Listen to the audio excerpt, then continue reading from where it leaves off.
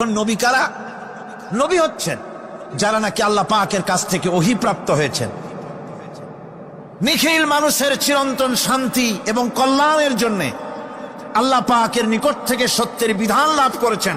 তারাই হচ্ছেন নবী, যারা আল্লাহ পাকের কাছ থেকে ওহী প্রাপ্ত হয়েছেন। আর নবীরা হচ্ছেন মাসুম, নবীরা হচ্ছে বেগুনাহ, নবীদের কোনো ভুল নাই, নবীদের কোনো গুনাহ নাই। কোন সুবহানাল্লাহ। এই পৃথিবীর মধ্যে সুপার কোয়ালিটির মানুষ, সর্বশ্রেষ্ঠ মানুষ কারা? নবীরা। সর্বশ্রেষ্ঠ মানুষ কারা? এখানে আবার এক শ্রেণীর লোকেরা বলে যে নবীরে মানুষ কোয়া যাবে না। আছেন এমন লোক, নবীরে মানুষ কোয়া যাবে না কেন? কয় না নবীর সম্মান কত। আচ্ছা নবীরে মানুষ বলবো না তো বলবোটা কি? নবীরা কি ফেরেশতা? যদি ফেরেশতা বলি তাহলে কি নবীদের মর্যাদা বাড়ানো হলো? বলেন আপনারা, বাড়ানো হলো? তাহলে নবীদের কি বলবো? তারা কি জেন? যদি জেন বলি তাহলে তাতে কি মর্যাদা বাড়বে? সবচাইতে মর্যাদা বেশি কার? মানুষের। সুতরাং এক শ্রেণীর লোকেরা খামোখাই আলেম নামধারী লোক, অথচ নবীকে মানুষ বলতে রাজি না। কোরআনে কারীম সাফ করে আল্লাহ পাক পরিষ্কার করে বলেছেন, কুল ইন্নামা আনা বাশারুম মিসলুকুম ইউহা ইলাইয়া আন্নামা ইলাহুকুম ইলাহুন ওয়াহিদ। নবী বলুন, আমি তোমাদের মতো মানুষ, আমার উপরে ওহী আসে। ইন্নামা আনা বাশারুম মিসলুকুম, তোমাদের মতো মানুষ। একটু ভালো করে বিষয়টা বোঝেন। আরো বলেছি আমি, আজকে আবার স্মরণ করায় দেই। আল্লাহ শিখাই দিচ্ছেন, বলুন আমি তোমাদের মতো মানুষ, ফেরেশতা নই, জিন নই, আমার কাছে ওহী আসে। পার্থক্য এখানে। তবে আরো পার্থক্য আছে, সেটা হচ্ছে আমরা হচ্ছি সাধারণ মানুষ, নবীরা হচ্ছেন অসাধারণ মানুষ। সুবহানাল্লাহ। আমরা হচ্ছি মানব, রাসূল আল্লাহর পয়গম্বররা হচ্ছেন মহামানব। কথা বুঝে আসছে? তার মানে হলো আমরা সাধারণ মানুষ। সাধারণ মানুষেরা গুনাহ করতে পারে, ভুল করতে পারে, সব রকমের গুনাহ করতে পারে। নবীরা কোনো গুনাহ করতে পারেন না। আল্লাহ পাক তাদের দিয়ে গুনাহ করান না। আল্লাহ পাক ফেরেশতা দিয়ে, আপন কুদরত দিয়ে নবীদেরকে হেফাজত করেন। সুবহানাল্লাহ। সুতরাং এই কথা বিশ্বাস করতে হবে, সমস্ত নবীরা হচ্ছেন মানুষ। নবীদের আদর্শই কেবলমাত্র আদর্শ, সেই আদর্শকেই গ্রহণ করতে হবে, তাকেই একমাত্র নেতা হিসাবে গ্রহণ করতে হবে। আবার নেতা বলতেও রাজি না। মুশকিল কি এক জায়গায়? কয় যে নেতা বলা যাবে না কেন? কয় যে ওই যে মানুষেরা বলে, স্লোগান দেয়, আমার নেতা, তোমার নেতা, অমুক তমুক, হ্যান ত্যান, তো এগুলির সাথে নবীরে মিশানো এটা ঠিক না। আচ্ছা নবীরে নেতা কব না, কবটা কি? নবী কি হয় নেতা হবে, না হয় অনুসারী হবে, এর বাইরে তো কিছুই নাই। হয় ইমাম, না হয় মুক্তাদি। বাইরে কি? বাইরে তো নাই কিছু। সুতরাং নবী কি মুক্তাদি হবে? নবী কি অনুসারী হবে? নিশ্চয়ই হাজার বার নবী হচ্ছেন ইমাম, নবী হচ্ছেন নেতা। আমরা যখন আরবিতে বলি, ওনারা নিজেরাও আরবিতে বলেন, তখন কোনো আপত্তি হয় না। আল্লাহুম্মা সাল্লি আলা সাইয়্যিদিনা মুহাম্মদ। সাইয়্যিদিনা মানে হচ্ছে আমাদের লিডার, আমাদের নেতা। সাইয়্যিদিনা যখন বলে তখন আপত্তি করে না, কিন্তু আমাদের নেতা বললেই আপত্তি করেন। বাংলা ভাষা, বাংলাদেশি মানুষ হইয়া বাংলা ভাষার প্রতি এই গভীর জ্ঞান দেখলে দুঃখই হয়। বন্ধুগণ, মনে রাখতে হবে, নবী হচ্ছেন মাসুম, বেগুনাহ এবং নেতা। আর মুহাম্মদ সাল্লাল্লাহু আলাইহি ওয়াসাল্লাম হচ্ছেন বিশ্ব নেতা, এতে কোনো সন্দেহ নাই। এই নবীর অনুসরণ করতে হবে। হযরতে, যেমন একটা দৃষ্টান্ত, হযরতে আবু বকর সিদ্দিক রাদিয়াল্লাহু তাআলা আনহু, মেরাজ থেকে হুজুর ফিরে এসেছেন সকালবেলা, ফজরের নামাজ পড়ে বসেছেন কাবা শরীফে, তিনি বসে আছেন। তো তখন আবু জাহেল এসে বলছে, মুহাম্মদ সাল্লাল্লাহু আলাইহি ওয়াসাল্লাম, প্রত্যেক দিনই তো নতুন নতুন কথা কও, আজকে কোনো নতুন কথা আছে? হুজুর বললেন, হ্যাঁ নতুন কথা আছে। কি? বলে, এই তো শেষ রাত্রে জিবরাইল আসছিল, আমারে নিয়ে গেল বাইতুল মুকাদ্দাসে, জেরুজালেমে গিয়ে নামাজ পড়লাম, ওইখান থেকে মহাকাশ পাড়ি দিলাম, 7 আকাশ পাড়ি দিলাম, সিদরাতুল মুনতাহা গেলাম, আরশে আজিম ভ্রমণ করলাম, আল্লাহর সাথে কথা কইলাম, জান্নাত জাহান্নাম দেখলাম, তারপরে আবার এই আইসা নামাজ পড়িয়া তোমাদের সাথে কথা বলতেছে। আবু জাহেল কয় যে, খাইস যাও, মাথাটা একটু ভালো ছিল, এখন তাও সর্বনাশ হয়ে গেছে। কয়, মুহাম্মদ সাল্লাল্লাহু আলাইহি ওয়াসাল্লাম, তুমি যা বললা এই কথাটা আমি কি হুবহু মানুষের কাছে বলবো? হুজুর বলছেন, অবশ্যই বলো গিয়ে। আবু জাহল চিন্তা করলো, দিস ইজ দ্য মোমেন্ট, এটাই হলো আসল সুযোগ পেয়ে গেছে মানুষকে বিভ্রান্ত করার জন্য। সবার আগে ছুটে চললো হযরত আবু বকর রাদিয়াল্লাহু তাআলা আনহুর বাড়িতে, যে বলছেন, আবু বকর শুনেছো? বলে কি? মুহাম্মদ সাল্লাল্লাহু আলাইহি ওয়াসাল্লাম এই রকমের কথা বললো, বেচারার মাথাটা যাও ভালো ছিল শেষ। হুজুর বলছেন, আবু জাহল আমার রাসূল কে এরকম বলেছেন? আবু জাহল বলছে, আমার নিজ কানে শুনে আসলাম, এখনো তিনি সেখানে বসা। হযরত আবু বকর বলেন, আবু জাহল, আমার আল্লাহর নবী তিনি যদি এরকম কথা বলে থাকেন তাহলে আমি কোন সন্দেহ পোষণ করি না, অবশ্যই আল্লাহ রাব্বুল আলামিনের হাবিব যা বলেছেন তা সত্য। হযরত আবু বকর রাদিয়াল্লাহু তাআলা আনহু মসজিদে হারামে আসলেন, হুজুরকে জিজ্ঞেস করলেন, হুজুর আবু জাহল আমাকে এই সব কথা বললো, এগুলি কি ঠিক? হুজুর বললেন, হ্যাঁ। তিনি ঘটনা বয়ান করলেন। হযরত আবু বকর বললেন, হে রাসূল, আপনি যা বলেছেন সত্য বলেছেন, আপনার মেরাজ ঠিক হয়েছে, সঠিক হয়েছে, সন্দেহ নাই। হুজুর বলেন, আবু বকর তুমি তো শুধু আবু বকর নাও, তুমি সিদ্দিক। সত্যকে যারা অকুণ্ঠ চিত্তে দ্বিধাহীন ভাবে যারা সত্যের সামনে মাথা নত করেছে, গ্রহণ করে নিয়েছে, দ্বিমত পোষণ করে নাই, কোন রকমের দুষ্ট বুদ্ধির আশ্রয় গ্রহণ করেনি, উল্টাপাল্টা করেনি, এই সমস্ত মানুষেরই হলো সিদ্দিক। আর এদের দলকেই সিদ্দিকিন বলা হয়। তাহলে নবিয়্যিন, সিদ্দিকিন এনারা হচ্ছেন নেয়ামত প্রাপ্ত। 3 নম্বরে হচ্ছে শুহাদা, সত্যকে যারা সত্যের সাক্ষী দিয়েছে, সত্যের সাক্ষ্যদাতা। সত্য হচ্ছে ইসলাম। সত্য কি? ইসলাম। সত্য হচ্ছে আল্লাহ, সত্য হচ্ছে নবী, সত্য হচ্ছে কোরআন, সত্য হচ্ছে হাদিস। এই মহাসত্যকে যারা স্বীকৃতি দিয়েছে, নিজেদের কথা দিয়ে, কাজ দিয়ে, ধন দিয়ে, সম্পদ দিয়ে, এমনকি নিজের জীবনটা এই রাস্তায় বিলিয়ে দিয়ে মহাসত্যের চিরস্থায়ী সাক্ষী দিয়ে দুনিয়া থেকে যারা বিদায় হলেন, ওনারা হচ্ছেন শহীদ। আজ রাস্তাঘাটে শহীদ হয়, যার তার নামের আগে শহীদ বসায় দেয়। শহীদ এত সোজা জিনিস নয়। আল্লাহর রাস্তায়, ধর্মের জন্য, ইসলামের জন্য, আল্লাহর জন্য, কোরআনের জন্য, রাসূলের জন্য যারা জীবন দেন, তারাই হচ্ছে শহীদ। এই শহীদদের মর্যাদা আল্লাহ রাব্বুল আলামিন এত বেশি মর্যাদা দান করেছেন। শহীদদের মর্যাদা আল্লাহ পাক দিয়েছেন, কিয়ামতের দিন শহীদদের কোনো বিচার করা হবে না। আল্লাহ রাব্বুল আলামিন শহীদদেরকে বিনা বিচারে জান্নাত দিয়ে দিবেন। শহীদের বিশাল মর্যাদা, বিরাট মর্যাদা। এই শহীদ শাহাদাতের তামান্না প্রত্যেক মুসলমানের ভিতরে থাকতে হবে। হুজুর বলেছেন, শহীদি মওতের যন্ত্রণা পিঁপড়ায় কাটার যন্ত্রণার চাইতে বেশি কিছু নয়। শাহাদাত হচ্ছে এপারে মওত আর ওপারে আল্লাহর সঙ্গে দেখা হয়ে যাবে। শহীদি মওত হচ্ছে আল্লাহর সঙ্গে দেখা করার একটা সেতু বন্ধন, একটি সেতু, একটি ব্রিজ, একটা পুল, একটা সাঁকো। এপারে দুনিয়া, ওপারে আল্লাহ পাকের সঙ্গে দেখা হবে। সুবহানাল্লাহ। ভাইরা, ইসলামের জন্য যারা জীবন দিলেন, যারা শাহাদাত বরণ করলেন, তারা জাতির সম্মানের পাত্র। সেই সম্মান, সেই মর্যাদা আল্লাহ রাব্বুল আলামিন শহীদদের প্রদান করেছেন। হযরত আব্দুল্লাহ জুলবাজাদাইন, যার কথা বুখারীতে লেখা হয়েছে, সুবহানাল্লাহ কোন যুবক মানুষ ইসলাম কবুল করেছেন। ইসলাম কবুল করতে গিয়ে বাড়ি ঘর, জায়গা জমি কিছুই ছিল না। ছোট্ট অবস্থায় বাবা মারা গেছে, চাচার ঘরে লালিত পালিত হচ্ছিলেন। এরপরে রাসূলের প্রতি ঈমান আনবেন, চাচার ভয়তে পারেন না। হুজুর হিজরত করলেন। আব্দুল্লাহ, তার নাম ছিল আব্দুল উজ্জা। তিনি চলে গেলেন চাচার কাছে। চাচা গো, মুহাম্মদ সাল্লাল্লাহু আলাইহি ওয়াসাল্লাম আল্লাহর নবী, ব্যাপারে তোমার মত কি? তিনি বলেন, আমারও তো তাই মনে হয়। যদি তাই মনে হয় তার উপর ঈমান আনবেন কিনা? চাচা বলে, না, কখনো ঈমান আনবো না। ভাতিজা বলতেছেন, চাচাজি, বছরের পর বছর ধরে অপেক্ষা করতেছিলাম, আমি আপনার অধীনে আসি বলে ইসলাম কবুল করতে পারি নাই।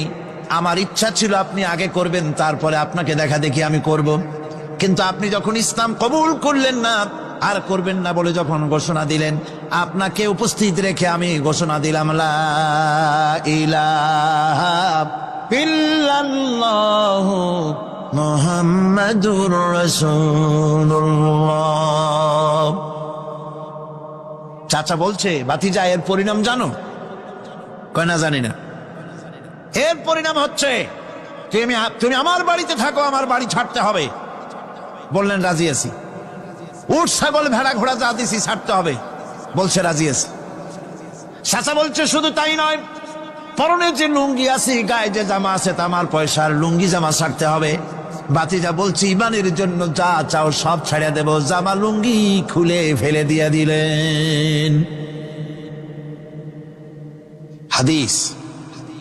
তিনি চলে গেলেন মায়ের কাছে ওই অবস্থায়। মা এই যুবক ছেলেকে উলঙ্গ অবস্থায় দেখে 2 হাত দিয়ে নিজের চোখ চেপে ধরেছেন। বাবা, তোমার এই অবস্থা কেন? ছেলে বলছেন, মা, ঈমান আনার কারণে আমার এই অবস্থা হয়েছে। মা বলে, বাবারে কি চাও আমার কাছে?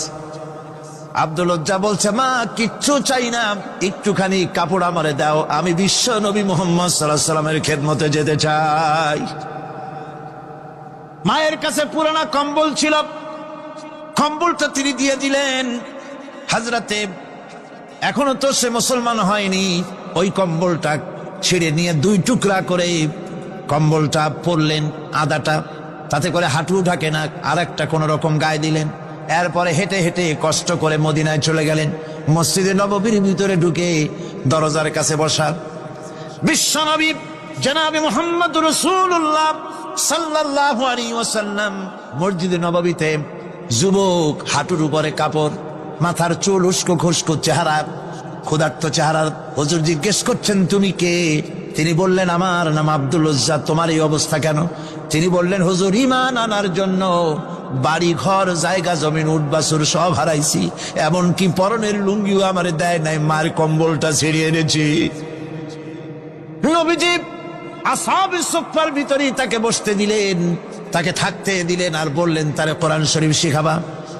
আব্দুল উজ্জাকে হুজুর বললেন, তোমার নাম উজ্জা নয়, তোমার নাম আব্দুল্লাহ। হাদিস শরীফে এসেছে আল্লাহর কাছে 2টা নাম বেশি প্রিয়, একটা হচ্ছে আব্দুল্লাহ আর একটা হচ্ছে আব্দুর রহমান। মুসলমান হলেন। এরপরে আসহাবে সুফফার মধ্যে বসে আছেন, কোরআন শরীফ জোরে জোরে তেলাওয়াত করেন।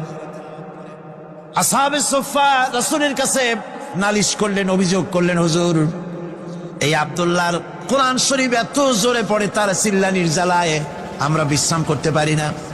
নবীজি বললেন, সাহাবীরা, আব্দুল্লাহকে বেশি করে চিল্লাইতে দাও, বাধা দিও না, কারণ তার ঈমান বড় দামের ঈমান হয়েছে, ঈমান আনতে গিয়ে কিছু আনতে পারে নাই, তাকে বাধা দিও না, প্রাণ ভরে চিল্লাইতে দাও, জোরে জোরে পড়তে দাও। ইতিমধ্যে তাবুকের যুদ্ধের রণদামামা বেজে উঠেছে।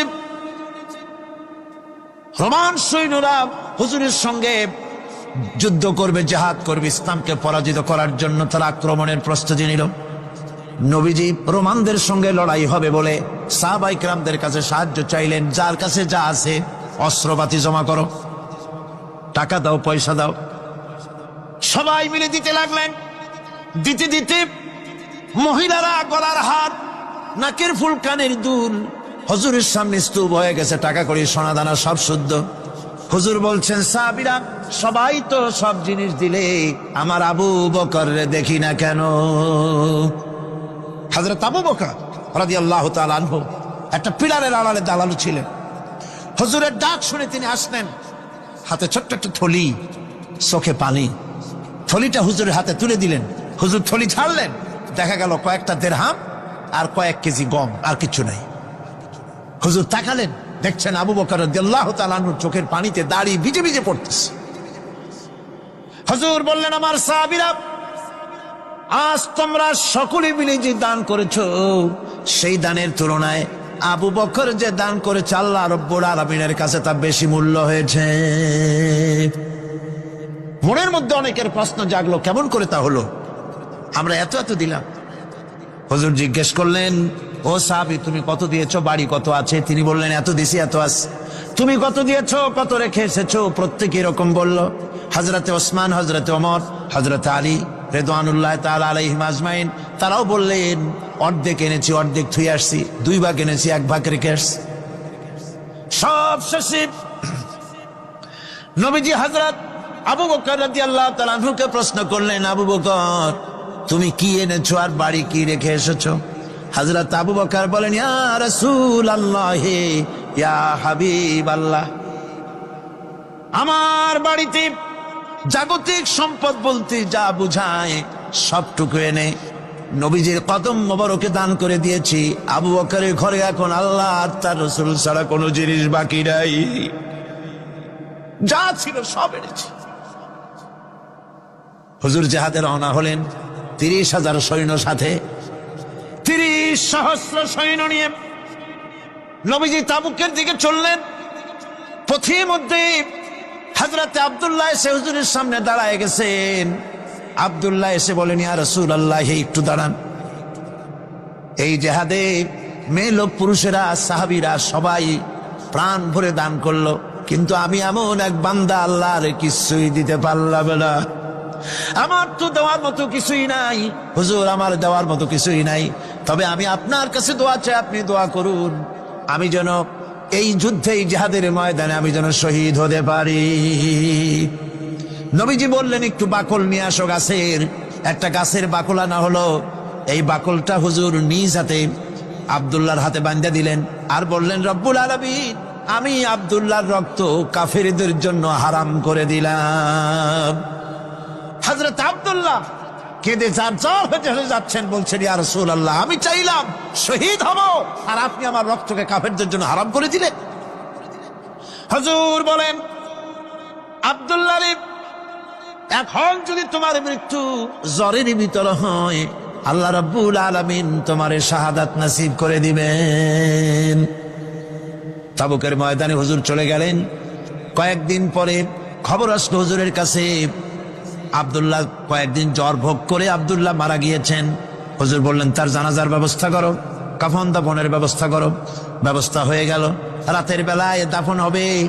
একজন লোক কবরের কাছে দাঁড়ায় টিম টিম করে একটা আলো নিয়ে দাঁড়ায় আছে, আর একজন লোক কবরের ভিতরে নেমেছেন। 2 ব্যক্তি লাশ 2 হাতে উঁচু করে নিয়ে আসতেছেন কবরের কাছে। যিনি কবরের ভিতরে দাঁড়ানো, তিনি বলতেছেন, লাশ বহন করে তোমরা যে 2 জন আনতেছো, লাশের সাথে খবরদার বেয়াদবি করো না, তোমাদের ভাইয়ের সঙ্গে আদব করো। এই বলে কবরের ভিতরে যিনি দাঁড়িয়েছিলেন, তিনি লাশটারে ধরলেন। কবরের ভিতরে দাঁড়াইয়া যিনি লাশ ধরেছেন, লাশকে কবরে শোয়াই দিয়েছেন, তিনি আর কেউ নন, তিনি বিশ্ব নবী মুহাম্মদুর রাসূলুল্লাহ। নিজের হাতে হযরত আব্দুল্লাহকে শোয়াই দিলেন। লাশ বহন করে যে 2 জন আনলেন, তার একজন হলেন হযরত আবু বকর, আর একজন হযরত ওমর রাদিয়াল্লাহু তাআলা আনহুমা। আর আলো নিয়ে যিনি দাঁড়িয়েছেন, টিম টিম করে জ্বলতেছেন, তিনি হযরত বেলাল। কবরের ভিতরে হযরত আব্দুল্লাহকে শুইয়ে দিয়ে উপরে মাটি দিয়ে নবীজি কবরের 2 দিকে হাত দিয়া আল্লাহ রাব্বুল আলামিনের দরবারে ফরিয়াদ তুললেন, রব্বুল আলামিন, আমি আজকে সন্ধ্যা পর্যন্ত এই আব্দুল্লাহর প্রতি রাজি ছিলাম, খুশি ছিলাম। আল্লাহ গো, তুমি আব্দুল্লাহর প্রতি রাজি হয়ে যাও। হযরত ইবনে মাসউদ রাদিয়াল্লাহু তাআলা আনহু পাশে দাঁড়ানো ছিলেন। চিৎকার দিয়ে কেঁদে কেঁদে বললেন, আয় আল্লাহ তাআলা, এই কবরের ভিতরে আজকে আব্দুল্লাহর লাশটা না হইয়া যদি আমার লাশ হতো, আমার ভাগ্যটা খুলে যেত। শহীদের মর্যাদা আল্লাহ পাকের কাছে সব থেকে বেশি।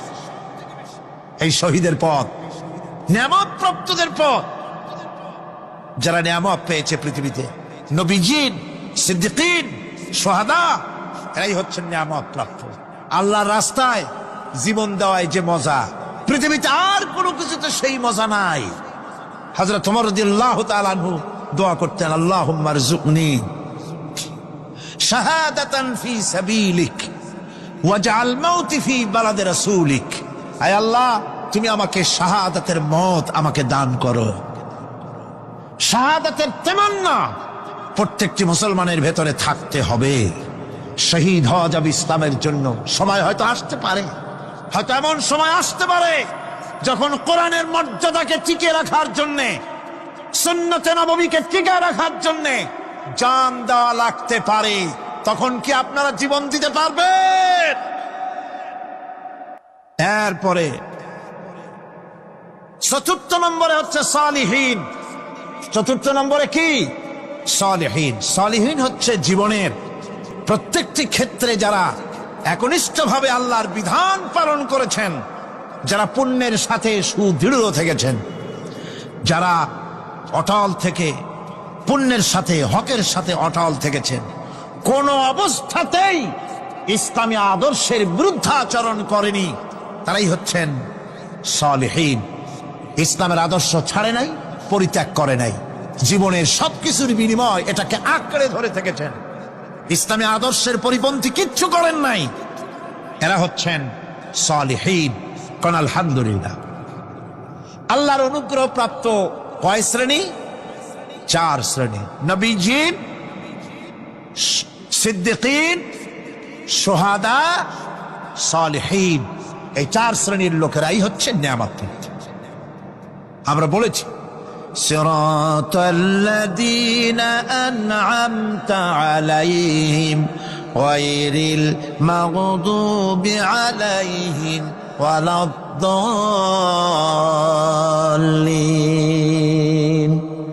নিয়ামত প্রাপ্তদের পথ চাই, অনুগ্রহ প্রাপ্তদের পথ, আর অভিশপ্ত পথভ্রষ্টদের পথ আমরা চাই না। আমরা পরিহার করে চলবো, এটা একটু আদাও বটে। যারা অভিশপ্ত, যারা পথভ্রষ্ট, ওরা কারা? মাগদুব এবং দল্লিন। মাগদুব হচ্ছে অভিশপ্ত, দল্লিন হচ্ছে পথভ্রষ্ট। দুনিয়ার সমস্ত মুফাসসিরিন, মুহাদ্দিসিন সব একমত, মাগদুব হচ্ছে ইহুদিরা। মাগদুব কারা? বলেন না কারা? আর দল্লিন, অভিশপ্ত কারা? খ্রিস্টানেরা। বলেন কারা? একটুখানি জোরে সোরে দরুদ শরীফ পড়েন। সালাতুন ইয়া রাসূলাল্লাহ আলাইকুম, সালামুন ইয়া হাবিবাল্লাহ আলাইকুম। এই পৃথিবীর 1 ইঞ্চি মাটির জন্য, দেখেন না শহরে কি করে, বাড়ির পাশে বাড়ি উঠাইছে, 1 ইঞ্চি জমি ছাড়বে না। হায় হায়। আর একজনের রাস্তা পাক আর না পাক, জমিন ছাড়বো না। অন্যের জমিন দখল করায় কি মজা পায়। হায় হায়। অন্যের জমিন নেওয়ার জন্য পাগল হয়ে যায় মানুষ। দুনিয়াকে ভালোবাসে। 1 কাঠা জমির জন্য, 1 আঙ্গুল জমিনের জন্য মামলা মোকদ্দমা, জজ কোর্ট, হাইকোর্ট, সুপ্রিম কোর্ট, তারপরেও ছাড়ে না। ঠিক না? এই জমিনটা এত ভালোবাসলেন, এত মামলা মোকদ্দমা করলেন, এই জমিনের 1 ইঞ্চিও খেতে পারবেন না, বরং মরিয়া দেখেন জমিন হা করে আপনাকে গিলে ফেলে দেবে। আপনার হাড্ডি গুড্ডি গুস্ত সুদ্ধা মিশে যাবে এই মাটিতে। পৃথিবীকে ভালোবাসে কোনো লাভ নাই। স্ত্রী পুত্র পরিজন যার যতটুকু পাওনা দিবেন, ভালোবাসবেন, কিন্তু মূল ভালোবাসা, কলিজাটা ভরা থাকবে আল্লাহর জন্য। কার জন্য? স্ত্রীর ভালোবাসা স্ত্রীকে দিবেন, মায়ের শ্রদ্ধা, বাপের শ্রদ্ধা, সন্তানের ভালোবাসা আলাদাভাবে দিবেন। আর সব থেকে যিনি ভালোবাসা পাওয়ার দাবিদার, তার জন্য রাতের বেলায় জাগুন, সিজদা দিয়ে কাঁদতে থাকুন। এই চোখ দুটা কে দিছে? এই জিহ্বা কে দিছে?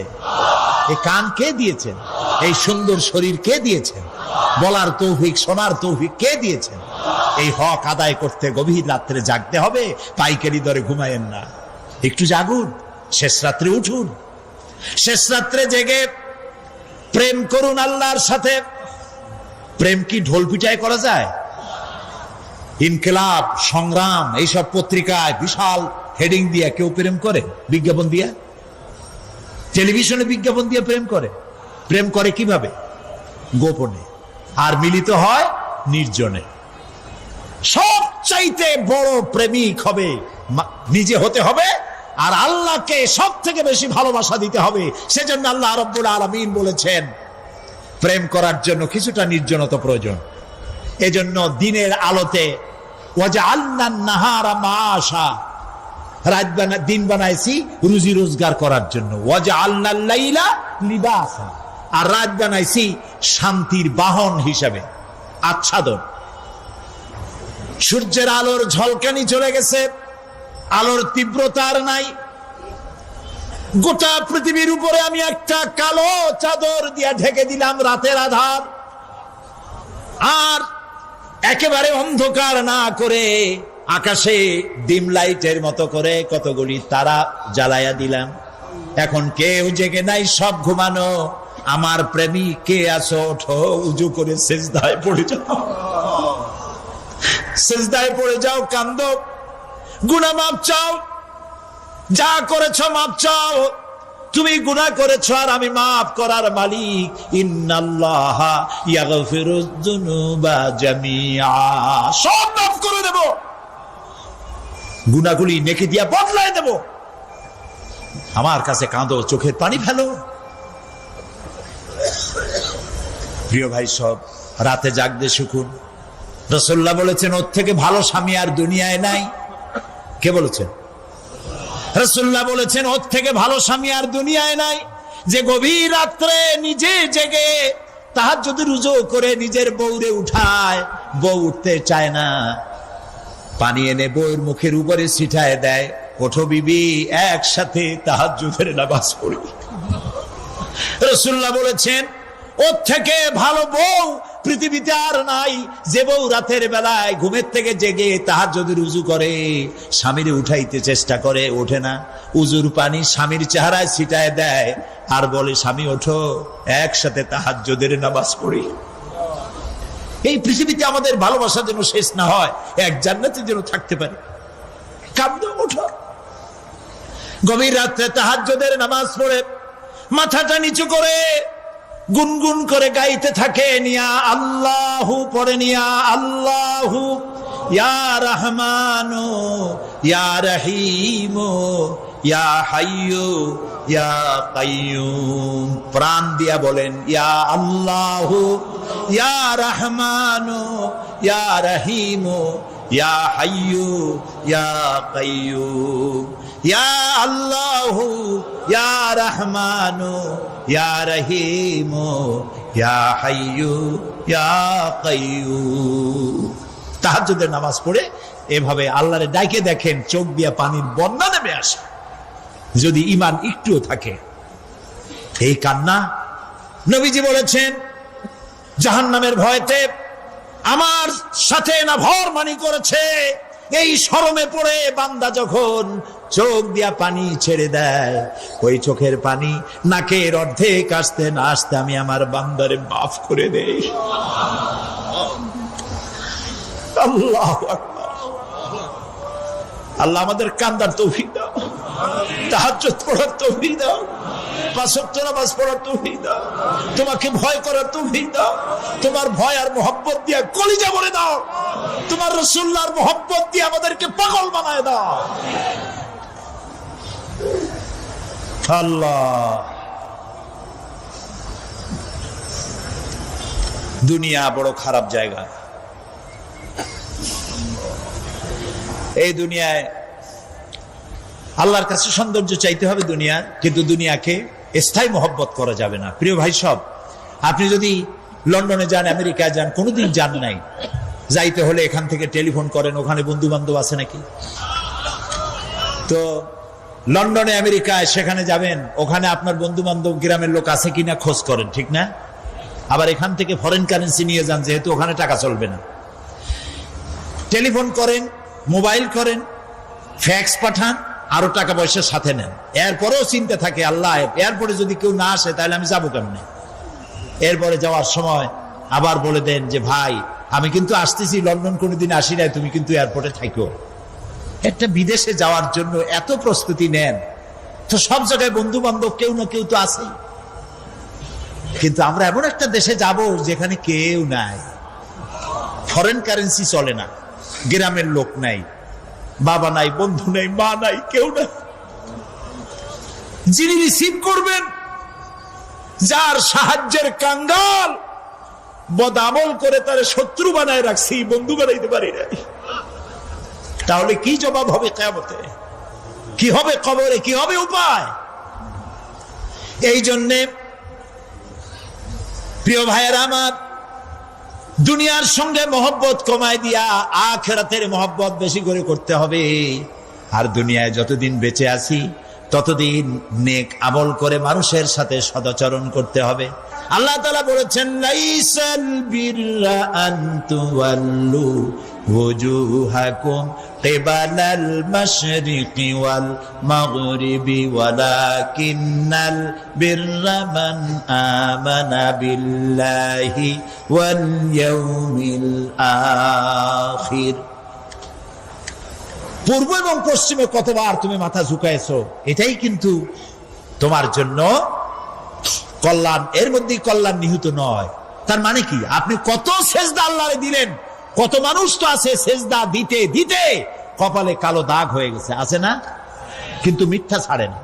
কিয়ামতের দিন, বুখারী শরীফের হাদিস, আল্লাহ পাকের নবী বলেছেন, কিয়ামতের দিন সর্বপ্রথম আল্লাহ জিজ্ঞেস করবেন, বান্দা নামাজ পড়ছো কিনা? প্রথম প্রশ্ন কি? বলেন, প্রথম প্রশ্ন কি? যার নামাজ কবুল, তার সমস্ত নেক আমল মঞ্জুর। যার নামাজ কবুল হবে না, কোনোটাই মঞ্জুর হবে না। কথা বুঝতে পেরেছেন? নামাজ সঠিকভাবে আদায় করতে হবে।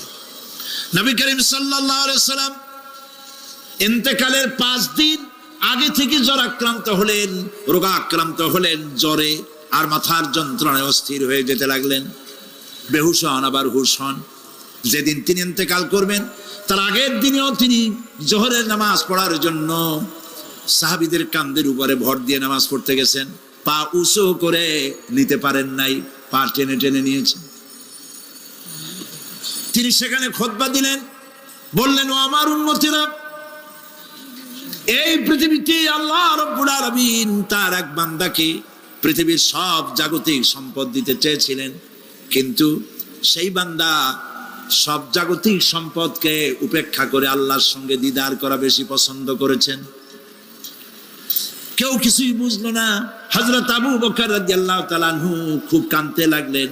তিনি বুঝতে পেরেছেন যে এই পৃথিবীতে সমস্ত সম্পদ দিতে চেয়েছিলেন আল্লাহ, যাকে তার নাম বিশ্বনবী, তিনি সবগুলি উপেক্ষা করে আল্লাহর সঙ্গে দিদার করা বেশি পছন্দ করেছেন। আমরা অতি তাড়াতাড়ি নবীজি থেকে নবীর এতিম হয়ে যাব। পরের দিন ইশার নামাজের রক্ত হলো, আজান হয়ে গেল,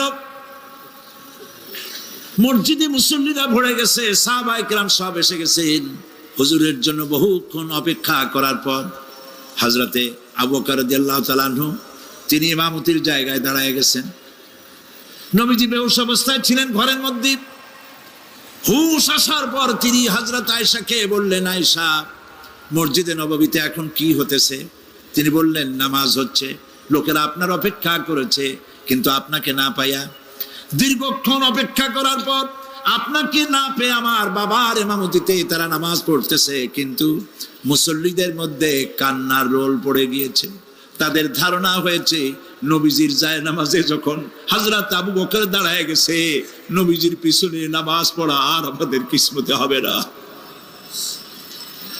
নবীজি বলছেন, আয়েশা রে, মসজিদে নববীর দিকের দরজাটা খুলে দাও, আমি নামাজের দৃশ্য দেখতে চাই। দরজা খুলে দেওয়া হলো।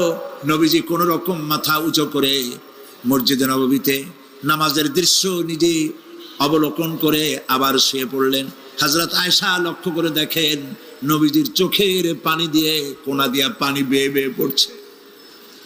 হযরত আয়েশা প্রশ্ন করলেন, ইয়া রাসূলুল্লাহ, নামাজের দৃশ্য দেখি কাঁদছেন কেন?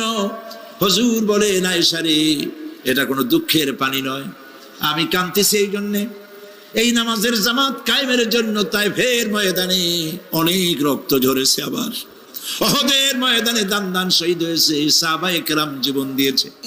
আজ আমি দেখতে পেলাম আমার উম্মতেরা জামাতে নামাজ পড়ছে। আমার ধারণা হলো ভবিষ্যতে কিয়ামত পর্যন্ত আমার উম্মতেরা এইভাবে জামাত বন্দী হয়ে নামাজ আদায় করবে। নবীজি আবার বেহুশ হয়ে পড়লেন। মসজিদে নববী থেকে আজ আর কেউ বাড়ি যায় না, সবাই কান্দে। আজ রাত বোধহয় নবীজি কাটাবেন না। মেয়েরা কাঁদতেছে, সাহাবাই কেরাম কাঁদতেছেন, আজওয়াজে মুতাহারাত তারা কাঁদতেছেন। নবীজির আবার হুঁশ হলো, তাকায় দেখেন ঘরের মধ্যে কান্নাকাটি, মসজিদে নববীতে কান্নাকাটি। সব থেকে বেশি কাঁদতেছেন মা ফাতেমা। নবীজি হযরত ফাতেমার কান্না দেখে ইশারা করলেন, কাছে আয়। হযরত ফাতেমা রাসূলের কাছে গেলেন, নবীজি কানে কানে কি যেন বললেন, কান্নাটা বন্ধ হয়ে গেল। হযরত আয়েশা জিজ্ঞেস করলেন, মা তোমার আব্বা তোমার কানে কি বললো আর কান্না বন্ধ হয়ে গেল?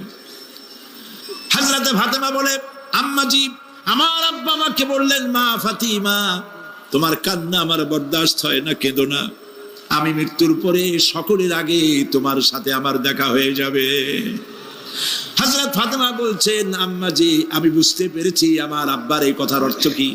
নবীজির ইন্তেকালের পরে আত্মীয় স্বজনের মধ্যে সবার আগে আমার মৃত্যু হবে আর আমার পিতার সাথে আমি মিলিত হতে পারবো। রাত যখন শেষ হয়ে এলো, নবীজির হুঁশ হয়েছে, তাকায় দেখেন হযরত জিবরাইল দাঁড়ানো। হযরত জিবরাইল নবীজির চেহারা মোবারকের দিকে তাকায় বলেন, আসসালামু আলাইকা ইয়া রাসূলুল্লাহ। আল্লাহ আপনাকে সালাম বলেছেন, আর আল্লাহ পাক জানতে চেয়েছেন আপনার মুখে আপনি কেমন আছেন। আল্লাহ জানেন আপনার অবস্থা কি, তারপরেও আপনার মুখে শুনতে চেয়েছেন আপনি কেমন আছেন। নবীজি বলছেন, জিবরাইল বড় কষ্টে আছি, বড়ই যন্ত্রণা, বড়ই কষ্ট। হযরত জিবরাইল বলছেন, ইয়া রাসূলুল্লাহ আজকে এক নতুন ফেরেশতা আমি সাথে করে নিয়ে এসেছি। এই ফেরেশতা পৃথিবীর কোন নবী অথবা কোন মানুষের কাছে যাওয়ার জন্য অনুমতি চায় না, আজ আপনার কাছে অনুমতি ভিক্ষা চায় কাছে আসার জন্য। ওই ফেরেশতার নাম হচ্ছে মালাকুল মউত। হযরত মালাকুল মউত বলেন, ইয়া রাসূলুল্লাহ এই পৃথিবীতে আদম আলাইহিস সালাম থেকে নিয়ে পর্যন্ত কোন মানুষের জান কবজের জন্য আমার অনুমতি চাওয়া লাগে নাই, আর কোনোদিন লাগবে না। আজ আমি আসার সময় আল্লাহ বলেছেন আপনার জান কবজের জন্য আমি যেন আপনার কাছে অনুমতি ভিক্ষা চাই। নবীজি বলছেন, আমি যদি অনুমতি না দেই তো কি হবে? হযরত মালাকুল মউত বলছেন, ইয়া রাসূলুল্লাহ অনুমতি যদি না দেন আমি ফেরত চলে যাব, আমাকে সেভাবেই বলা হয়েছে। হযরত জিবরাইল বলেন, ইয়া রাসূলুল্লাহ আল্লাহ রাব্বুল আলামিন আপনার দিদারের ইন্তজার করতেছে।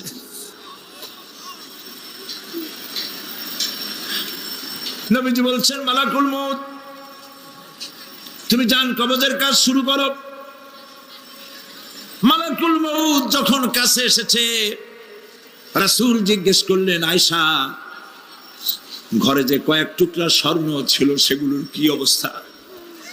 ছোট ছোট 6 টুকরা স্বর্ণ ছিল। হযরত আয়েশা বলছেন, হুজুর আমি এগুলো রেখে দিছি। হুজুর বলছেন, না রাখতে পারবে না, আমার ইন্তেকালের আগে খয়রাত করে দাও। মুহাম্মদ সাল্লাল্লাহু আলাইহি ওয়াসাল্লাম আল্লাহর কাছে অবস্থায় উঠবে না যে তার ঘরের ভিতরে সোনা ছিল, দিয়ে দাও, খয়রাত করে দিয়ে দাও। হযরত মালাকুল মউত রাসূলের জান কবজ শুরু করে দিলেন। রাসূলুল্লাহ জীবনের শেষ কথা বললেন, আসসালাত আসসালাত ওয়া মা মালাকাত আইমানুকুম। আমার উম্মতেরা বিদায় লগ্নে বলে গেলাম, নামাজ নামাজ নামাজ ছেড়ে দিও না।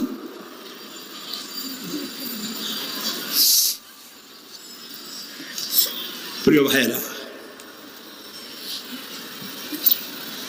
নবী করিম সাল্লাল্লাহু আলাইহি ওয়াসাল্লাম জীবনের শেষ কথা বলে গেছেন নামাজ। সেই নামাজে আমাদের যত সব অবহেলা, স্ত্রীকে নামাজ পড়ান, বউকে নামাজ পড়ান, ছেলে মেয়েকে নামাজ পড়ান।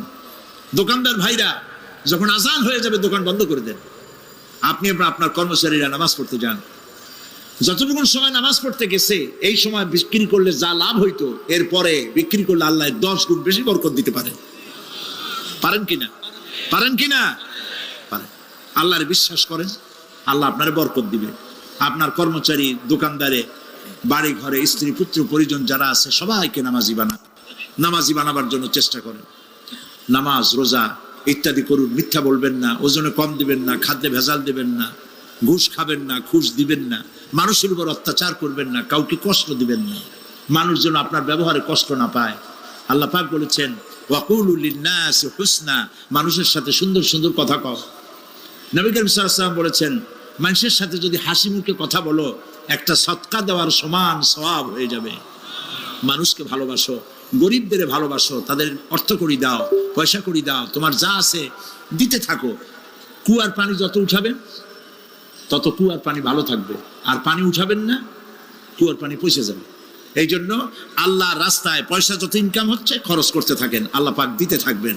আল্লাহ পাক বলেছেন যে সদকার মালকে আল্লাহ বৃদ্ধি করে দেন, আর দান সদকা যারা করে না, যাকাত দেয় না, তাদের মালকে আল্লাহ ধ্বংস করে দেন, হালাক করে দেন। এগুলোর দাম নাই, অশান্তি বাড়বে, বউ কথা শুনবে না, সন্তানাদি কথা শুনবে না, মামলা মোকদ্দমা, অশান্তি আর অশান্তি। আর আল্লাহর পথে থাকুন, আল্লাহ শান্তি বাড়ায় দেবেন। আমরা বলি আমিন। প্রিয় ভাই সব, আমি কিছু আলোচনা আজকে আল্লাহ পাক যা করাইছেন, এগুলি যেন আল্লাহ আমারে আমল করার তৌফিক দেন। আমি মাঝে মধ্যে ভয় পাই, একদিন তো এই খবর নিশ্চয়ই হবে যে সাইদি বিদায় হয়ে গেছে। সেদিন খালি হাতে যেন আল্লাহর কাছে না যাই, আমি যেন আসামি না হই যে আমি যা বলছি মানুষকে 40 বছর একটানা যা বললাম আমি নিজে আমল করতে পারি নাই। এরকম ভিক্ষুক যেন আমি না হই, আমি যা মানুষকে বলেছি আমি যেন তা আমল করতে পারি। আমি আপনাদের কাছে দোয়া চাই। আমরা কেউ বাঁচবো না, এই যে দেখা হলো আবার দেখা নাও হইতে পারে। সেই জন্য আমরা আমাদের জীবনকে যেন তৈরি করি। আপনারা কোরআন শরীফ পড়ুন, দিন শিখুন, ঈমান শিখুন, ভালো থাকুন, ভালো হয়ে চলুন। আল্লাহ রাব্বুল আলামিন পরীক্ষার জন্য আমাদেরকে এই ময়দানে ছেড়ে দিয়েছেন। প্রশ্ন কি হবে আল্লাহ সব বলে দিয়েছেন। প্রশ্ন কি হবে? তোমার যৌবন, এ ব্যাপারে প্রশ্ন করা হবে। কোন পথে ইনকাম করেছো প্রশ্ন করা হবে। কোন পথে খরচ করেছো প্রশ্ন করা হবে। দ্বীনের ইলম যতটুকু হাসিল করেছিলে তার কতটুকু নিজে পালন করেছো, আর দ্বীনের দাওয়াত কতটুকু মানুষের কাছে পৌঁছায়ছো। প্রত্যেকটি ব্যাপারে কিয়ামতে আল্লাহর কাছে জবাব দিতে হবে। এই জন্য কবি বলছেন, আমল সে জিন্দেগি বনতি হ্যায়, ये जन्नत भी व जहन्नम भी, ये खाके अपनी फितरत है ना नारी ना नूरी। মানুষের জীবন আমল দিয়ে গঠন হয়, আমল দিয়ে জীবন গড়ে। নইলে এই মাটির তৈরি দেহ জান্নাত আর জাহান্নামের কিছু দিয়ে তৈরি হয় নাই। আপনি ইচ্ছে করলে দেহটারে জাহান্নামের জন্য উপযোগী করতে পারেন, ইচ্ছে করলে এই দেহটাকে জান্নাতের জন্য উপযোগী করতে পারেন। এটি আপনার ইখতিয়ারে আল্লাহ দিয়েছেন, আপনাকে বাধ্য করা হয় নাই যে সেজদা না দিলে ফেরেশতা এসে ঘাড়ের উপরে পিটাবে, সুদ ঘুষ জেনা করলে পরে ঠ্যাং পিটায় ভেঙে দেওয়া হবে না। আপনি বাধ্য নন। আপনি সম্মানিত জীব, আল্লাহ সম্মানিত প্রাণী আল্লাহ পাকের। সেই জন্য মানুষকে বাধ্য করা হয় নাই। অটোনমাস বডি, অটোনমি দেওয়া হয়েছে, আপনাকে স্বাধিকার দেওয়া হয়েছে। চন্দ্র সূর্যের ব্যাপারে স্বাধিকার দেওয়া হয় নাই। রাত এখন 7:35, সূর্যের বাপেরও ক্ষমতা নাই বাংলাদেশে এখন উকি মারে, ঠিক কিনা? সে এখন আমেরিকায় রোদ দিচ্ছে, তাপ দিচ্ছে আমেরিকায়। ওকে নির্ধারণ করা হয়েছে যেভাবে, সেইভাবেই করতে হবে। পানি বলেন, পাহাড় বলেন, পাখি বলেন, চন্দ্র বলেন, গ্রহ বলেন, নক্ষত্র বলেন, সব জিনিস বাই হুক অ্যান্ড ক্রুক আল্লাহর হুকুম মানতে বাধ্য। কোরআনে কারীমে আল্লাহ পাক বলেছেন, আফাগায়রা দীনিল্লাহি ইয়াবগুন ওয়া লাহু আসলামা মান ফিস সামাওয়াতি ওয়াল আরদি তাওআন ওয়া কারহা। আল্লাহর দেওয়া জীবন ব্যবস্থা ছেড়ে দিয়ে তোমরা কি অন্য কোনো মতবাদ তালাশ করো? ওয়া লাহু আসলামা মান ফিস সামাওয়াতি ওয়াল আরদ, অথচ আকাশে যা আছে, জমিনে যা আছে, সব আনুগত্যের মস্তক আমার সামনে অবনত করে দিয়েছে। সুবহানাল্লাহ। মানুষকে আল্লাহ পাক ইখতিয়ার দিয়েছেন। ইচ্ছে করলে মাহফিলও আসতে পারেন, ইচ্ছে করলে সিনেমাও ঢুকতে পারবেন, অসুবিধা নেই। অসুবিধার জন্য কিয়ামত, ওখানে হিসাব হবে। এখানে আপনি সূর্য চন্দ্র ফেরেশতা, ফেরেশতারও কোনো মাজাল নাই, কোনো ইখতিয়ার নাই আল্লাহর হুকুমের বাইরে কিছু করে। আল্লাহ যা করতে বলেছেন তাই করতে হবে, এর বাইরে এক চুলও নড়তে পারবে না। কিন্তু মানুষেরা করতে পারবে। মানুষ ইচ্ছে করলে নামাজ রোজা ছাড়তে পারে, ইচ্ছে করলে আল্লাহরে অমান্য করতে পারে।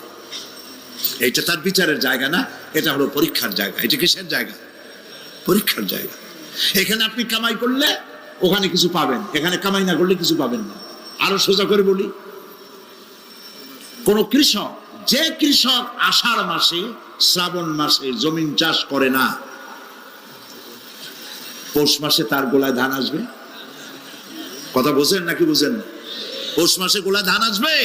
কোনো পাগলও বলবে না যে তুমি তো চাষই করো নাই, তুমি জমিনে, তোমার জমিনের ফসল তোমার ঘরে আসবে কেন? কাজী এই দুনিয়ায় পরীক্ষা দিলে এখানে রেজাল্ট হয়, এখানে গাছ লাগাইলে এখানে ফল দেয়।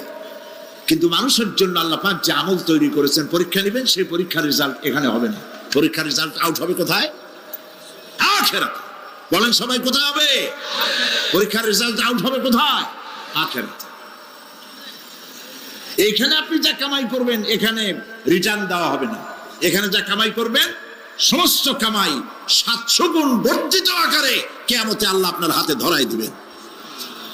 আল্লাহর ওয়াদা কখনো মিছে হয়? মিছে হয় রাজনৈতিক দলের নেতারা, এই জাতীয় লোকেরা যারা মঞ্চে আসে আর বলে যে এবার আমাদের ভোট দেন, আমরা ক্ষমতায় যাইতে পারলে আপনারা না খাইয়া কেউ মরবেন না। কিন্তু কি খাইয়া মরবে তাও কয় না।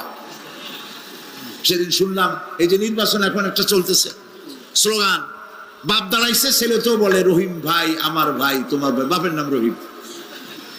তারপরে শুনলাম বলতেছে বেগুন ভাইয়ের চরিত্র, আজকাল নাম রাখে তো আদর করে, বেগুন পটল, বেগুন ভাইয়ের চরিত্র ফুলের মতো পবিত্র। আমি আর একজনের পাশের থেকে কইল যে নামাজ পড়ে না, একক তো এমনই ফুলের মতো চরিত্র। তো দুনিয়ার ময়দানে আপনি যা কামাই করবেন এখানে রেজাল্ট আউট হবে, এখানে আপনি পাবেন ফল, এখানে পাবেন। যা করবেন, এখানে গাছ লাগাবেন, ফল লাগাবেন, এখানে পাবেন। আর আল্লাহর জন্য যেটা করবেন সেটার ফল, সেটার রেজাল্ট কিয়ামতে বাইরে হবে। সুবহানাল্লাহ। এখানে পরীক্ষা দিয়ে যদি কেউ ফেল করে, ম্যাট্রিক পরীক্ষা দিয়ে ফেল করেছে, ফাজেল পরীক্ষা দিয়ে ফেল করেছে, আবার পরীক্ষা দিয়ে পাশ করার সুযোগ আছে, আবারও ফেল করেছে, আবারও পরীক্ষা দিয়ে পাশ করার সুযোগ আছে। 10 বার যদি ফেল করে আরো 10 বার পরীক্ষা দিয়ে পাশ করার সুযোগ আছে।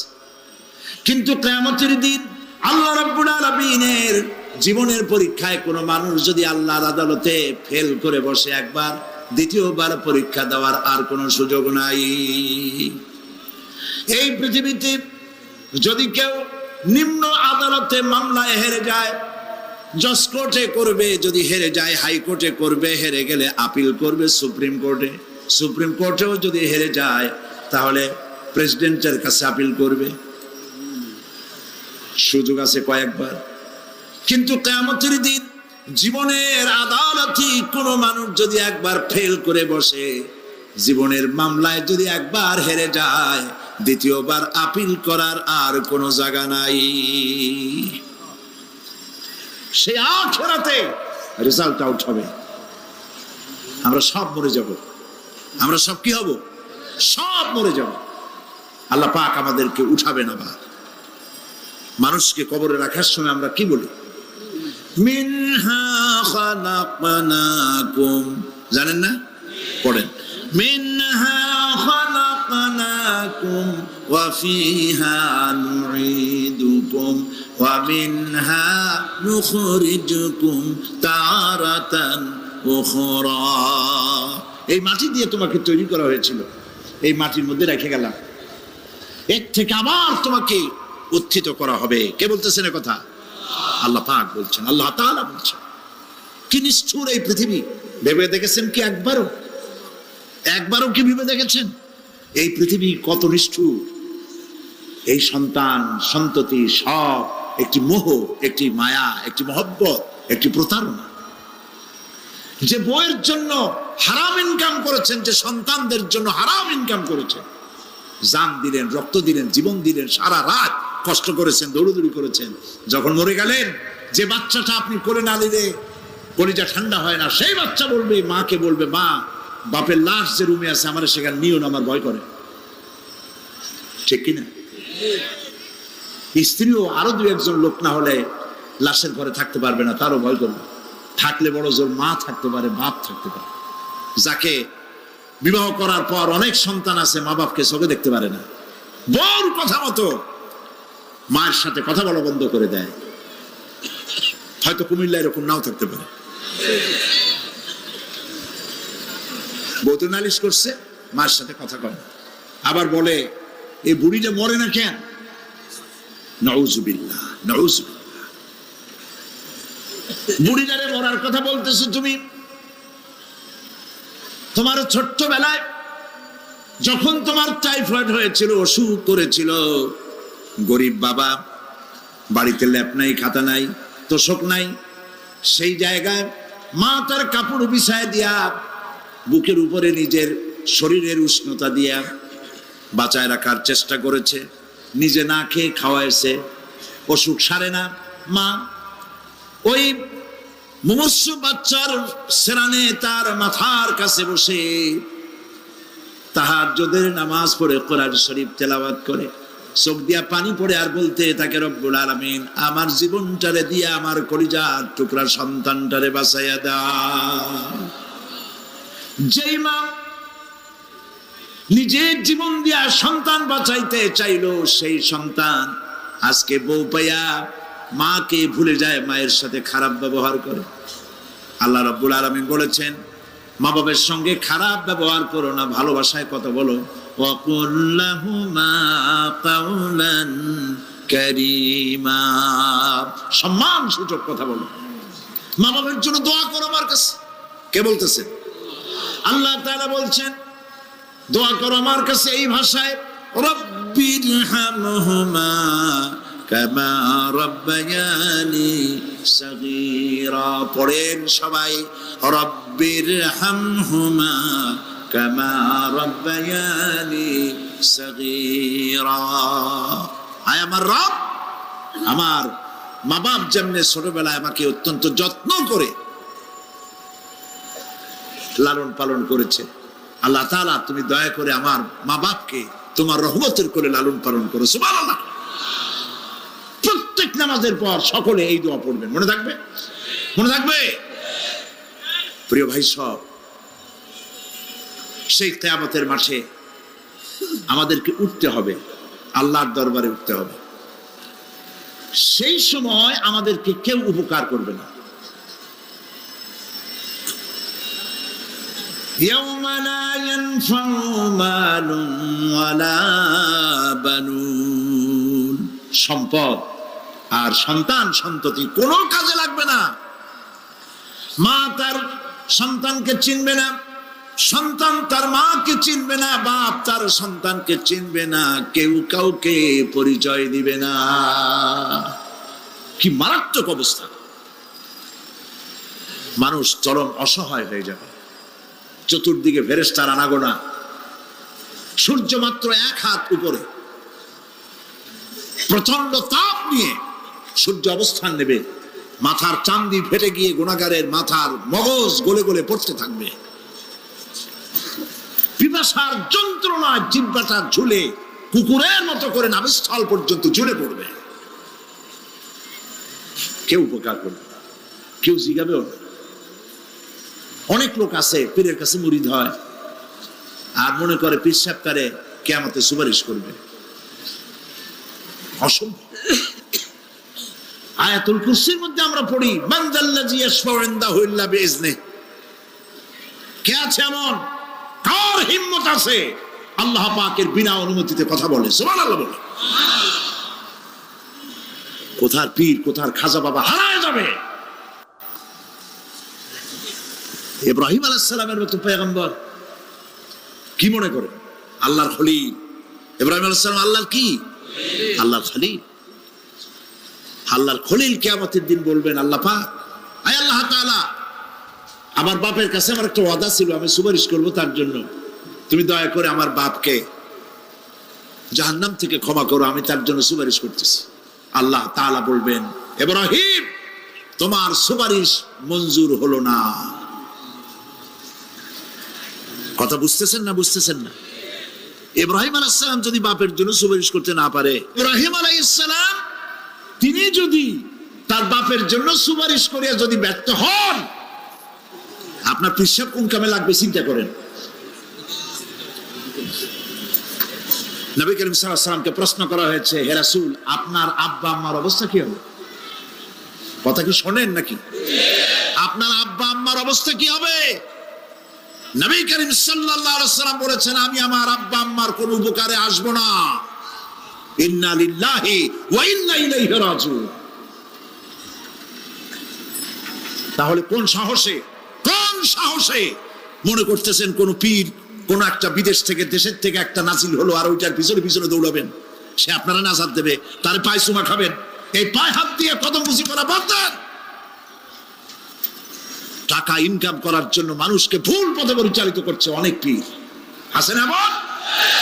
খালি মানুষে টাকা দেয়, জামায় অনেক পকেট, খালি টাকা নেওয়ার সমানে ঢুকাইতে থাকে চতুর্দিক দিয়ে। বাইরে বোঝার উপায় নাই, কিন্তু অনেক পীর আছে এমন, ঢাকা শহরে বড় বড় মার্কেটের মালিক, আমি জানি, বড় বড় মার্কেটের মালিক, বিরাট ব্যবসায়ী, জামা পরিষ্কার করে না 2 মাসেও। মানুষকে দেখাবার জন্য গামছাটা নাকের কাছে ধরে ফত ফত করে আওয়াজ করে, মনে হয় যেন কাঁদতেছে। আজ বিশাল তাসান্নু হাবিজাবি জিকির শিখায়। লা ইলাহা কতক্ষণ, ইল্লাল্লাহ কতক্ষণ, আল্লাহ আল্লাহ কতক্ষণ? কোথায় পাইছো? ইল্লাল্লাহ ইল্লাল্লাহ কিসের জিকির? ইল্লাল্লাহ মানে কি? আল্লাহ ছাড়া, আল্লাহ ছাড়া, আল্লাহ ছাড়া, আল্লাহ ছাড়া কি? কাজী রাসূলুল্লাহ যা করেন এগুলি বেদাত। এই সব পীরের পাশে যাবেন না, মনে থাকবে।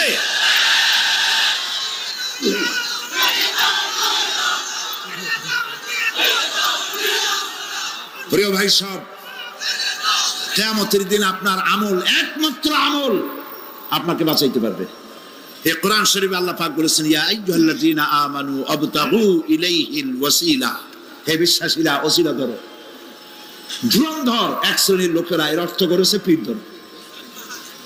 দুনিয়ার কোন তাফসীর, যত মুফাসসির পৃথিবীতে জন্মগ্রহণ করেছেন, কোন মুফাসসির এটা বলেন নাই আবতাগু ইলাইহিল ওয়াসিলার মানে হলো পীর ধরো। বরং সমস্ত তাফসীর মুহাক্কিকিন বলেছেন আবতাগু ইলাইহিল ওয়াসিলা আয় আমলে সালেহ, নেক আমলের ওসিলা ধরো। সুবহানাল্লাহ, নেক আমলের ওসিলা ধরো। প্রিয় ভাই সব, ধান্দাবাজি ছাড়তে হবে।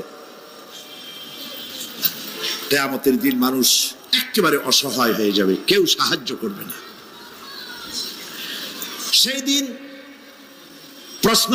প্রশ্নপত্র সামনে আসবে, আমলনামাগুলি বেঈমানের পিছন দিক থেকে বাম হাতে আসবে, আর ইমানদারের সামনে থেকে ডান হাতে আসবে।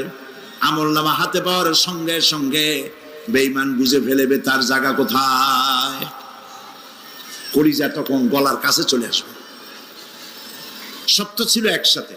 মনে করেন এই মাহফিলের মধ্যে, মনে করেন এখানে সন্ত্রাসী আছে, খুনি আছে, ওয়ান্টেড, মোস্ট ওয়ান্টেড আসামি এর মধ্যে আছে, ধরা যাচ্ছে না। অনেক মানুষের মধ্যে হঠাৎ করে অর্ডার হলো যে ভিতরে এসবিআইবি ঢুকিয়ে দেওয়া হয়েছে, গোয়েন্দা বিভাগের লোক ঢুকিয়ে দেওয়া আছে, সন্ত্রাসী মোস্ট ওয়ান্টেড যারা আছে বেরিয়ে পড়ো, এক পাশে চলে আসো। তখন অবস্থাটা কি হবে তাদের? মজা লাগবে?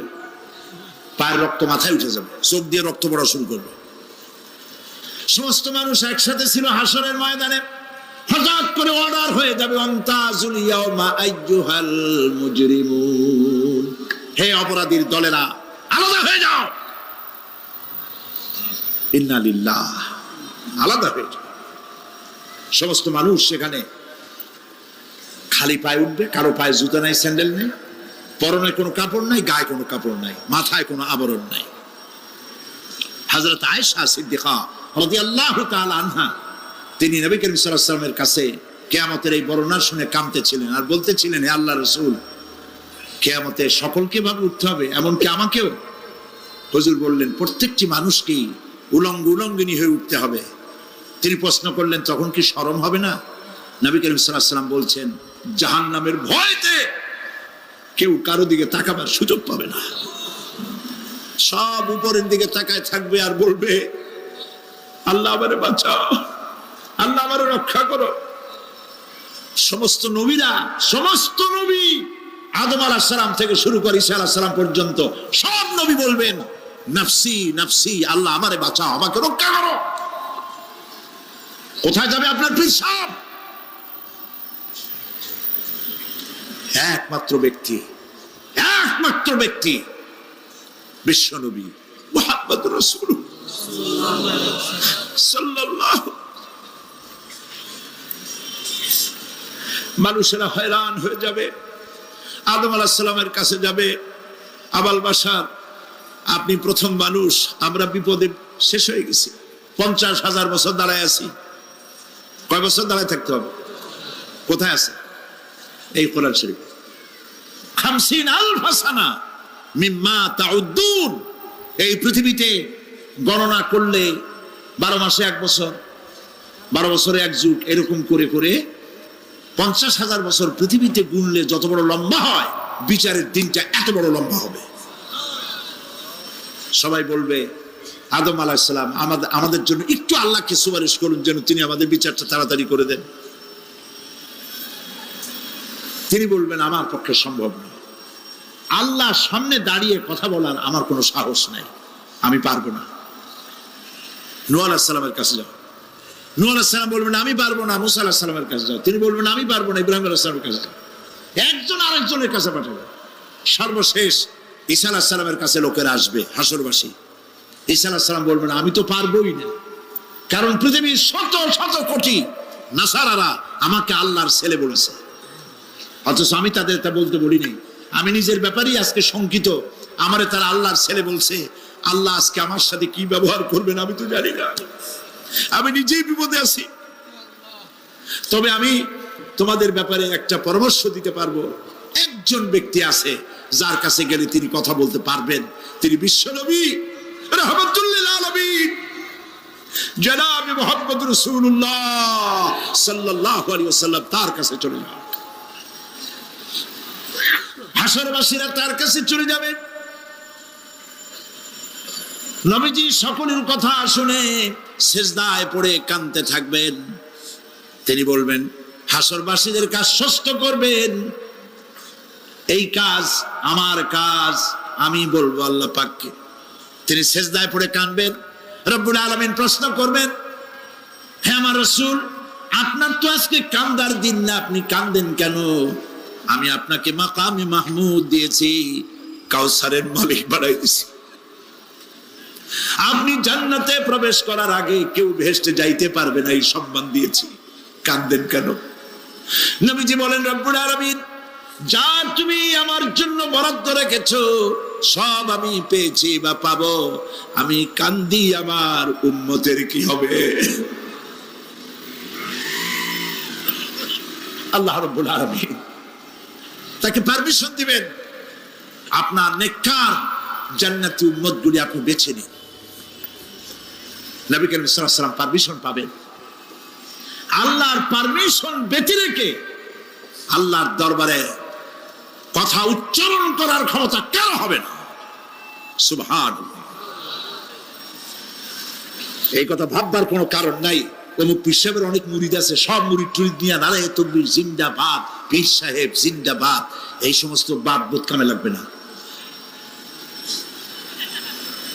ওয়া কুল্লুহুম ইয়াতিহি ইয়াউমাল কিয়ামাতি ফারদা। কিয়ামতের দিন প্রত্যেককে একজন একজন করে আসতে হবে আল্লাহর দরবারে। আল্লাহ বলেছেন একজন একজন একজন, মিছিল করার উপায় নেই। আল্লাহ রাব্বুল আলামিনের দরবারে হাজির হয়ে যাবে সেই কঠিন হাসরের ময়দানে বাঁচার জন্য। নবীজি দোয়া শিখায় দিয়েছেন, দোয়া করো আল্লাহুম্মা হাসিবনি হিসাবান ইয়াসীরা। পড়েন আমার সাথে, আল্লাহুম্মা হাসিবনি হিসাবান ইয়াসীরা, আল্লাহুম্মা হাসিবনি হিসাবান ইয়াসীরা। হে আল্লাহ তুমি আমার সহজ হিসাব নাও। নবী করিম সাল্লাল্লাহু আলাইহি ওয়াসাল্লাম নিজেই দোয়া করেছেন। চিন্তা করেন, আল্লাহ পাক নিজে, আল্লাহ তাআলা তিনি নিজে প্রশ্ন করবেন এবং পাপগুলি দেখাই দেবেন, এই সব পাপ করছো। মানুষ আল্লাহর বান্দা ভয় চোটে কলজা গলা দিয়ে বেরিয়ে যেতে থাকবে, বেরিয়ে যেতে চাইবে, তার বাষ্পরুদ্ধ হয়ে আসবে, বলতে থাকবে আল্লাহ আমি করে ফেলেছি, আমি মাপ চাই, তোমার কাছে ক্ষমা ভিক্ষা চাই। আল্লাহ রাব্বুল আলামিন বান্দার কাকুতি বিরতির দিকে লক্ষ্য করে বলবেন, বান্দারে আমি তোকে ক্ষমা করে দিলাম। এটাই হলো হিসাব ইয়াসির, সহজ হিসাব। এই সহজ হিসাব কার কিসমতে আছে কার কিসমতে নাই তা আমরা কেউ জানি না। এই দুনিয়াটাকে আল্লাহ পাক বানাইছিলেন পরীক্ষা নেওয়ার জন্য। কি জন্যে? পরীক্ষা নেওয়ার জন্য। পরীক্ষায় যার যে বয়স এখন আছে, এখানে আমার যা বয়স, আপনার যা বয়স, এই বয়সে যা যা করছি এখন হিসাব করেন। ছোটবেলায় কই মাছের কাঁচা গলার মধ্যে ঢুকছিল, তখন ক্লাস 2-তে পড়ি। এরকমের একটা ঘটনা মনে আছে কিনা? মনে নেই? অন্যের বাড়ির আম পাড়তে গিয়া বাড়িওয়ালার সামনে পড়ছিলেন, 2টা থাপ্পড় দিছিল। এসব কথা মনে আছে না? আছে কিনা? এই ছোট্ট ছোট্ট কথাগুলি, কোন পুকুর পাড়ে আসার খাইছিলাম, কেডা মারছিল, সেই ছোট্টবেলা থেকে এই পর্যন্ত এই ছোট্ট কথাগুলি যদি মনে থাকে, তাহলে বড় বড় পাপ কি কি করছেন তা মনে নাই? তাহলে নিজের হিসাব নিজে করো। কিয়ামতে আল্লাহ পাক আমলনামা হাতে দিবেন, বলবেন পড়ো, ইকরা কিতাবাক, পড়ো তোমার আমলনামা। তুমি তোমার হিসাবের জন্য আজকে তুমি নিজেই যথেষ্ট। পড়ে দেখো কি করছো। ইন্না লিল্লাহি ওয়া ইন্না ইলাইহি রাজিউন। হযরত ওমর ফারুক রাদিয়াল্লাহু তাআলা আনহু,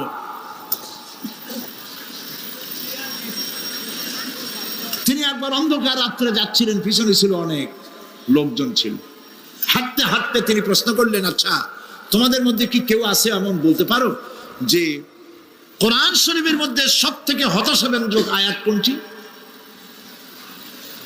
একজন জবাবে বললেন, অন্ধকার, পিছনে অন্ধকারের মধ্যে পিছন থেকে একজন জবাব দিল, ফামান ইয়ামাল মিসকালা যাররাতিন খায়রান ইয়ারা ওয়া মান ইয়ামাল মিসকালা যাররাতিন শাররান ইয়ারা। এর অর্থ হলো, পৃথিবীতে কেউ যদি ছোট্ট একটি পাপ নেকির কাজ করে, সরিষা পরিমাণ নেকির কাজ যদি করে সেটা দেখতে পাবে, সরিষা পরিমাণ পাপের কাজ যদি করে সেটা দেখতে পাবে। ওমর রাদিয়াল্লাহু তাআলা আনহু কাঁদতেছিলেন। কিয়ামতে সব নেকি আর পাপ যা যা করছি সব দেখানো হবে। ইন্না লিল্লাহি ওয়া ইন্না ইলাইহি রাজিউন। আল্লাহ তুমি মাফ করে দাও আমাদেরকে, আমরা বলি আমিন।